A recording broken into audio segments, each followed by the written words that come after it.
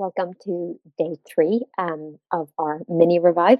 Today we're talking about um, understanding and processing emotions for health and healing because emotions are up there with one of the main causes of your nervous system getting stuck. Because when we were younger, if you weren't taught, taught how to process emotions, or if you were made to feel like certain emotions are bad, then you will like suppress or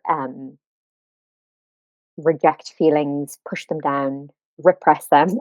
Um, and emotions are energy in motion. It's actually just another form of energy. Like everything's made up of energy. I don't really have time to go into it, but if you've heard of any like quantum physics thing, just everything is energy. And when I talk emotions, it's actually energy that needs to be moved, because when energy gets stagnant or it like builds up, it causes dysregulation in our bodies. We're meant to be in motion, like as humans, we're meant to like go with the flow and things like that. And then and the same with our feelings, we're meant to let them like flow and come out, and find healthy ways of letting them out. And when we don't do that, they build up and cause dysregulation in our bodies, and that dysregulation then causes all these symptoms that we don't want, like tiredness, mood swings, hormonal issues, chronic pain. I had a whole list of stuff yesterday, like hormonal conditions, just period problems, things like that. Where we are today, we're into emotions.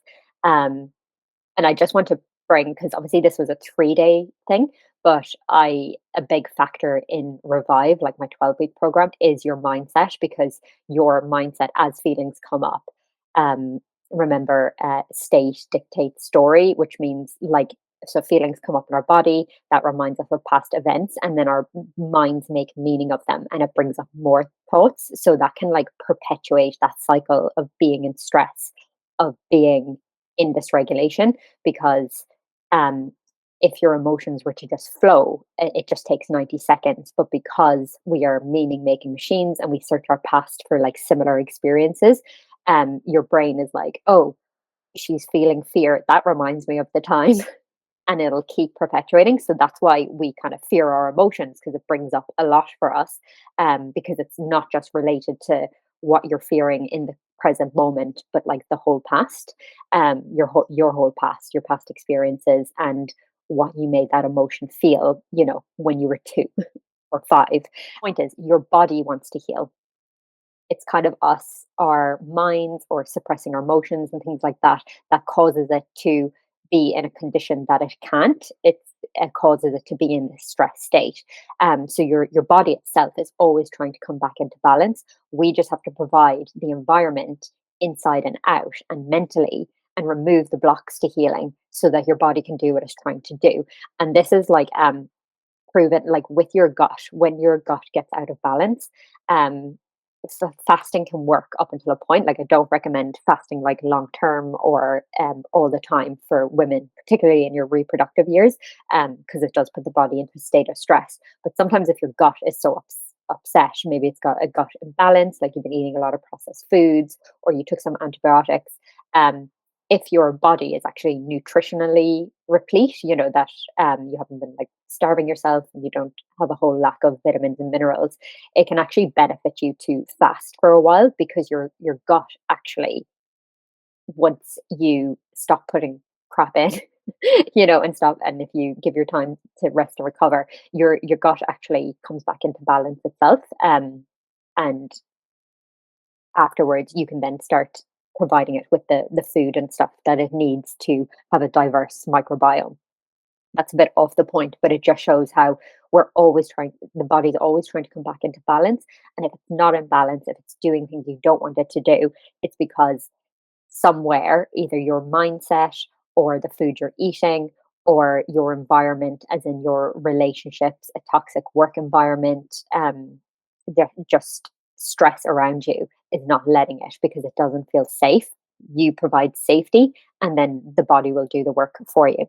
Like health symptoms, like the uh, fatigue, tiredness, like insomnia, hormonal issues, and your emotions are the messengers. They're just warning signs from your body of it's pointing to a direction where you need to work. Like the way you're working isn't working, and to do something different.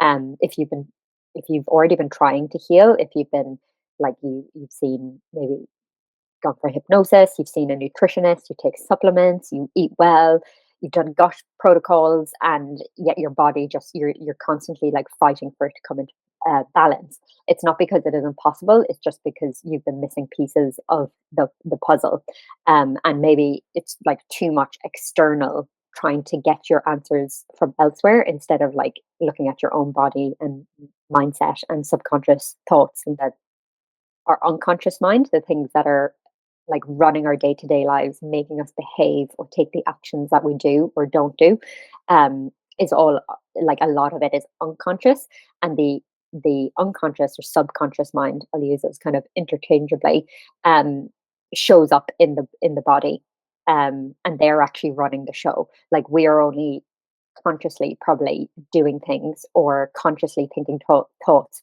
5% of the time that we're aware of.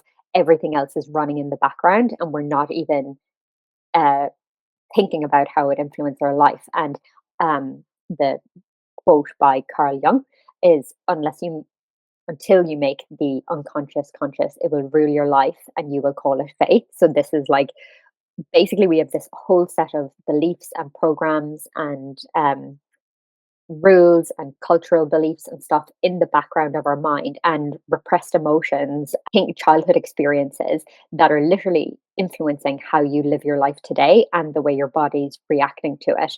And if these remain in your unconscious, that you're not aware of them, then you can never address them because you don't know what you're addressing, basically. So yeah, you have to make it conscious in order to actually heal it. And when you bring all these up to the surface, you may be like, whoa, like I didn't like half the things that I thought when I started doing this work, I never even thought that I thought. Like I was like, oh, that's like, all these like just not good enough, not worthy, um, not enough, too much, um, perfectionist tendencies. Like I didn't even know I had all those until I started actually letting them come up to the surface. And our bodies spend so much energy like stuffing them down that when you actually start to let stuff up, yes, you have to kind of deal with them then and rewire them. But even the simple fact that your body's not trying to repress these anymore, it gives you so much more energy. And I think that's why, although I'm still working through my own like subconscious beliefs and kind of nervous system regulation, why all my symptoms have kind of gone away because I was probably using so much energy to repress those and things, coping mechanisms, scrolling your phone, keeping working, like over exercising, eating, things like that, like numbing out, so that you don't have to feel them. So your mind is always um, thinking we have to be doing something or we need to be fixed, then it will continue to be stressed. So if you're just constantly trying to fix yourself, or if you're constantly thinking you're just broken or it's just you, like it's just the way you are, um, then you won't heal because you have to believe you can heal to actually heal. And like I said, this is where all the mindset stuff comes in. So healing happens when the body feels safe, and that's like through your mind feels safe, your body feels safe. It's safe for you to feel your emotions, and you can process them, um, and not see negative emotions as negative. Like I said, emotions are just energy, and they're just messages, and it's how we interpret those can determine whether they kind of cause havoc in our lives or whether they can work for us. Energy, which is just like who you be, like who are you being each day. So what thoughts are you thinking each day? Are they like negative thoughts? Are they like really self-deprecating thoughts, critical thoughts, negative thoughts, worrying, overthinking?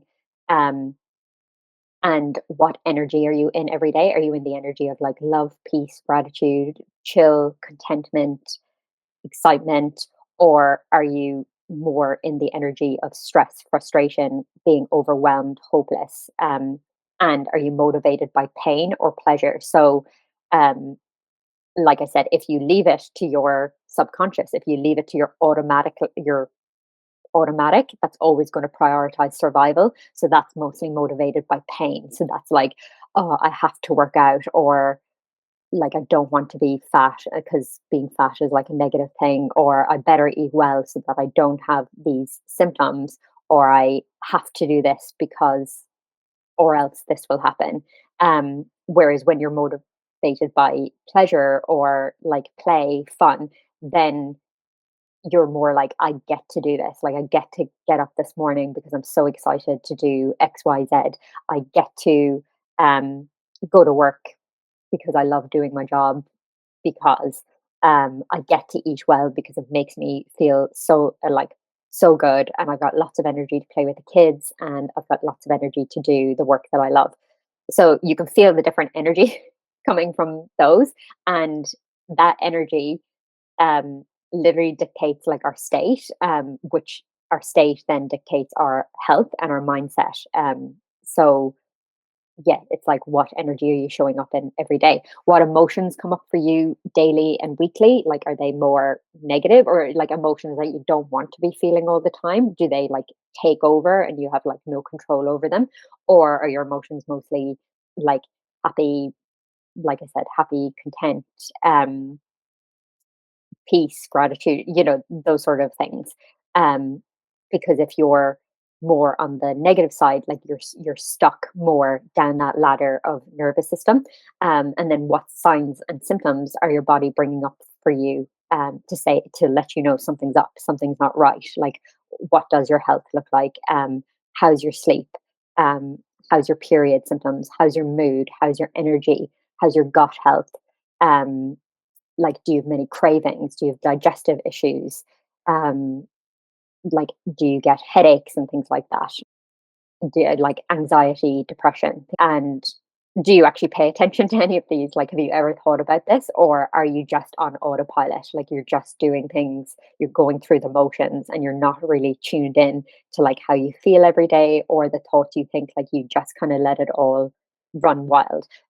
That typically, there might be lots of things, but typically things you can do to um, distract yourself from all these things, to actually distract yourself from like how you feel and the thoughts you think, and actually paying attention to um, making conscious decisions in your life, on in your behavior, in your actions, and how you're thinking.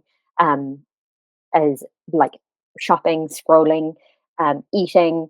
Like, sometimes feelings will come up. You won't even be aware of it, but you can start noticing that feelings will come up, and people who emotionally eat will like go to the fridge, and that like um is their way of just turning off that emotion, of like stuffing it down and just numbing out. You get home from work and you've kind of been functioning all day, and you get home and you just veg out, like you're just not present, you just don't even want to do anything. People who can't sit still and just keeping busy, so preoccupied with everyone else's needs and how they think or feel, or the fear of judgment, or gossiping and like, what's so and so doing. You get really involved in like other people's lives so that you don't have to pay attention to your own. People who are really like controlling, just control freaks, need everything to be like a certain way, and trying to control other people and their behavior.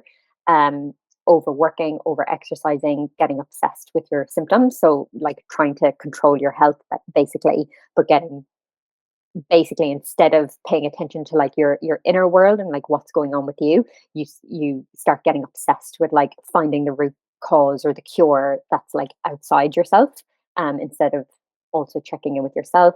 um like alcohol drinking, and people like who never want to be alone, because then you have to stop and like think your own thoughts.